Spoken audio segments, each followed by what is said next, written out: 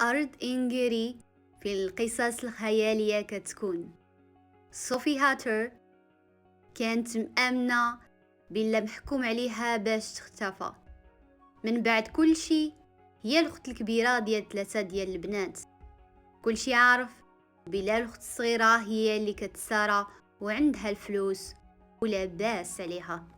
خد صوفي الصغيرة مارتا اللي لاباس عليها قالت بالله ما كيهمهاش حتى حاجة. اختها المتوسطة ليتي اكدات بلا غتولي لاباس عليها وتجمع الفلوس، ولكن صوفي عارفة الحقيقة، ليتي ما غدير والو ومارتا هي اللي غتبقى لاباس عليها، حيت هكا كيكونوا الامور في انجري. اصلا الحاجه اللي تقدر تمناها صوفي هي تعيش من الحانوت ديال الطرابش ديال عائلتها في وسط مدينه ماركت شيبن. ديك الليله صوفي وكاسيفر هضروا. كاسيفر اكتشف بلا صوفي عندها واحد اللعنه وعرض عليها يحيد ليها هاد اللعنه إلا قدمت واحد الخدمة صغيرة في المقابل.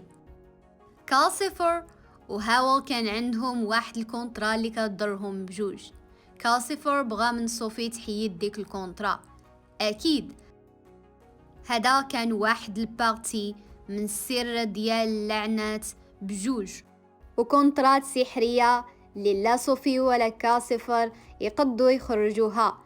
قالوا لبعضياتهم التفاصيل ديال المشاكل ديالهم، ولكن صوفي اتفقات تجلس في القصر ديال هاول واحد المدة طويلة على ما تلقى كيدير تعاون كاسيفر. هاول بان من كانت صوفي كتوجد الفطور لي هاول مشال، غير شافتو صوفي عرفاتو، تعرفوا قبل ما تحول لمرأة عجوزة.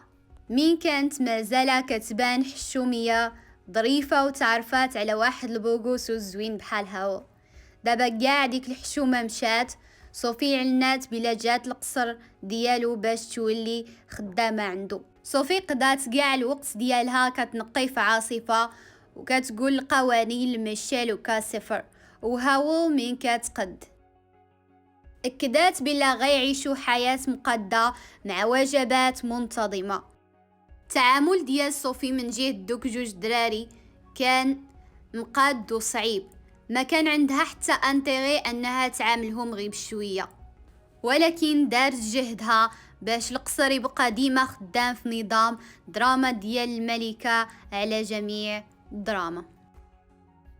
ما حد صوفي كتدوز الوقت مع هاول، ما حدها كتكتشف انه غير دري صغير، هو متقلب المزاج وكيبقى يتصل على واحد البنت حتى كيمشي له الاهتمام وكيدوز وحده اخرى. هاول ماشي حرفيا كياكل ارواح ديال البنات كما كيقولوا اشاعات، ولكن مازال كيعيش تجربه ديال القلب مجروح موراه فين ما مشى. من هاول بدا كيتبع اخت صوفي ليتي بدات بصح كتقلق منه. ابخي صوفي تمشات وسط الناس العاصمة غلانكسبورغ، العاصمة ديال انجري، باش تلاقى مع المعلمة الكبيرة ديال هاول الملكة بنتيسمون ومع الملك. الملكة هضرات بلا هاول غادي في الطريق ماشي هي هذيك، وبلا الكونترا اللي داير مع العافية الشيطان راها كتأديه، ومعنات لها على الهبة اللي عندها اللي بلا صوفي كتخلي الحوايج يهضروا. هادشي كيفسر القوة ديال القبعات اللي عندها والفزاعة اللي تبعات صوفي في ماركت شيبن. اجتماع صوفي مع الملك كانت كتقلب على جميع الأسباب علاش هاو ما يمكنش يكون الساحر الملكي، ولكن كل مرة كتطيح به خاصها تعترف بالله بالصراحة كان كيفاجئها بالظرافة ديالو. الملك حطها في الأمر الواقع وقال لها بالله لا داري انها تكمل حيتاش داير في بالو يحط هاو الساحل الملكي ويلقى الامير جاسن. مين خرجات صوفي بواحد الحزمة مشات كتجري عند السحارة ديال الزبل. السحارة دغيا عرفاتها وقالت لها بلا يالله الملكة مشوشات بلا الزيارة ديال صوفي كانت فاشلة. رجعت للقصر المتحرك. صوفي لقات بلا هاول جاتو ديبرسيون على ود وفاة المعلمة ديالو القديمة الملكة بنتسمن، وحتى ضربو البرد من كان كيرتاح في الدروج. صوفي جاوبات على الدقان اللي كان في الباب، لقات واحد الكلب نقز عليها من قدام الباب ديال القصر. الكلب تحول لواحد الدري غير على ما يقول صوفي بلا كيبغي اختها ليتي، وبلا ما خاص تقولها الهاول بلا هو انسان وعنده لعنة ولا كلب، وبدا كيتبع صوفي باش يخليها بعيدة على هاول. السحارة ديال الزبل لقات البلاصة فين ساكن هاول القصر ديالو اللي كاين في بورت هافن في السكنة القديمة ديالو، وكيدابزو حتى البحر.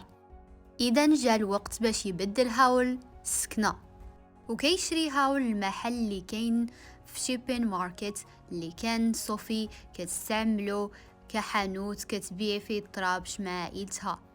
هادشي باش يديروا خدمة جديدة ويتلفوا السحارة. من السحور اللي مصايب مزيان، هاول ميشيل وكالسيفر حولوا القصر من الدار القديمة اللي في بورت هافن للدار ديال صوفي اللي كانت شيبين ماركت، وحتى واحد ما عرف غير صوفي. دار جديدة كاين واحد الباب اللي كيتحل على واحد الجردة اللي فيها الورد زوين بزاف على حافة ديال الزبل، وهذه هي البلاصة اللي كيلقى فيها ميشيل وصوفي والراجل الكلب الورد اللي كيخطو يبيعوه في محل ديال الورد القديم. هاول كيدوز كاع الوقت ديالو برا ديال القصر. كتفترض صوفي بلا كيجري مورا انغوريان. صوفي عندها عادات غراب. جات الفزاعة من الحانوت القديم من شيبين ماركت، وكتستخدم صوفي السحور ديال الهضرة ديالها باش تخرجها من تما، وانغوريان كتدق في الباب بشي طريقة من وولز. كتقلب على خطيبها سوليفان اللي كتظن راه اختفى في هاد العالم. صوفي اكتشفت بلا سوليفان ولد السحار سليمان، وكتجري على انغوريان لبرا، ولكن كتاخد منها الجيتار ديال هاول اللي عزيز عليه.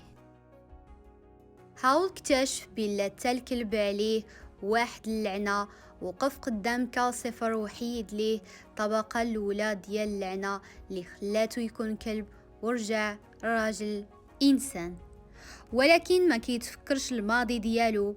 ولكن كالسيفر يمكن يقول ليه بلا كان كيمشي بسميت بيرسيفال، وكيتفكر بلا السحارة سولاتو بزاف ديال الأسئلة على هاول. كيقول بيرسيفيال لصوفي بلا اختها التي عرفتها بلا ولات مرا عجوزة بسبب اللعنة، وهذا هو السبب أن ليتي صفطات لها الرجل الكلب، وكل شي عارف على اللعنة ديال صوفي وحتى هاول براسو. وكل شي هاد الوقت كان هاول كيحاول يفك اللعنة بتخبية، وداك الشي علاش داها لبنتسمن باش يشوف واش المعلمة ديالو القديمة تقدر تحيد ليها هاد اللعنة. ودابا كيظن بلا صوفي اللي مخلية اللعنة لراسها. صوفي طلع عليها الدم وقررت تهرب من القصر في النهار اللي من موراه، ولكن وقعات بزاف ديال الامور حبساتها تمشي. وهاو سكن وطاح النعاس وبدا كيشخر حتى كل شي كيسمعو حتى في المحل. في مايو اللي فيه العطلة الكبيرة اللي في انجيري، داكشي علاش المحل عامر وبزز باش كتقدر صوفي تمشي في الوقيته ديال الغداء اللي خاصها تزور القلعة. ولكن زاكسي هيفرلر سميت اللي معروف فاني AKA مرات بات صوفي جابت خواتات صوفي حتى هما ليتي ومارتا وجافير فاكس، تجمع عائلي كبير. اللي غريب في وسط دموع وتعناق كتجي أنيسة أنغوريان، وفي كتشجع لأنيسة أنغوريان باش تسكن في الحديقة. كالسيفور كيعيط لهاول باش يقول ليه بلا السحارة ديال الزبل لقات عائلته فولز. هادشي علاش جرى هاول باش يعاون ميغان وولادها. ومن بعد هاول بانت الفزاعة مرة أخرى، وصوفي عرضاتها تدخل القصر.